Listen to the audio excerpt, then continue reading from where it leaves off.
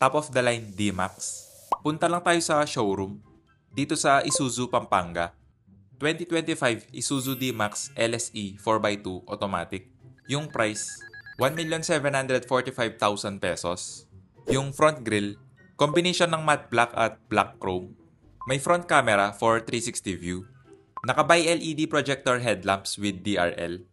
LED rin yung fog light. May functional air vent for aerodynamics. Equipped ng skid plate or bash plate na metal. 18-inch alloy wheels. Naka-disc brake sa front. Drum brake naman sa rear wheels. Black chrome yung side mirror cover. May camera for 360 view. Equipped ng keyless or smart entry button. Mataas din yung ground clearance. Check natin yung interior. Okay naman yung size ng side stepboard. Hindi siya mahirap tapakan. Sa door panel, hard plastic. Padded leather armrest. Power window switch. Pero driver window lang yung automatic. Black leather seats.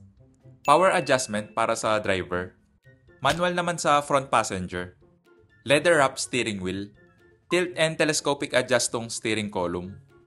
Analog instrument cluster with 7-inch display. Pagdating sa visibility, okay naman, mataas yung ride height. Kitang-kita yung hood. Hindi rin sobrang kapal ng A-pillar, kaya less blind spot. Soft touch yung part na to ng dashboard. Push start ignition.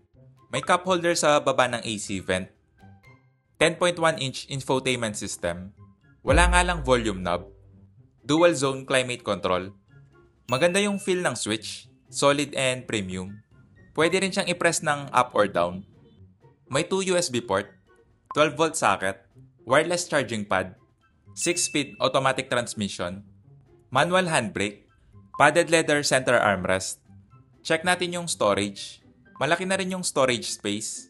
May upper glove compartment. Hindi nga lang dampen yung glove box.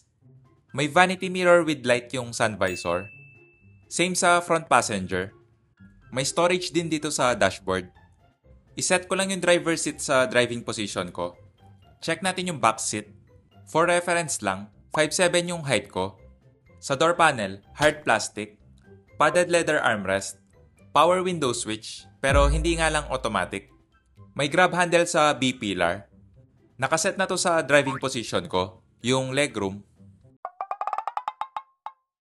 Okay naman yung space, maluwag na rin to. Sa foot space, makakapag-stretch ka pa. Hindi nga lang flat yung floor, pero hindi naman sobrang taas ng hump. Medyo bitin lang yung foot space sa middle seat. May USB port at AC vent. Yung headroom, nasa 3 to 4 inches pa. Okay din yung sitting position, hindi siya upright or 90 degrees. May 2 overhead speaker. Check natin yung track bed. May fashion bar. Sa opinion ko lang, mas maporma yung bed extender sa LSA variant.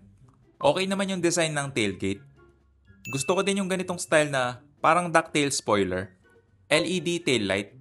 Reverse light yung nasa right side. Rear fog light naman yung sa left side. May reverse camera, parking sensor. Hindi pa nito equipped ng tailgate assist, kaya expect nyo na mabigat. Ganito yung space ng bed, malaki na rin. Check natin yung spare tire. Naka-steel wheels, medyo nagtipid si Isuzu. Pagdating sa suspension, naka-lip spring, pero parang parabolic lip spring yung dating.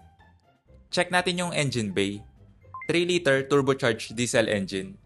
Parang si D-Max pa rin yung may pinakamalaking engine displacement compare sa ibang pickup. Pero gusto ko pa rin matest kung fuel efficient ba talaga to. Palike na lang and subscribe. Paalam.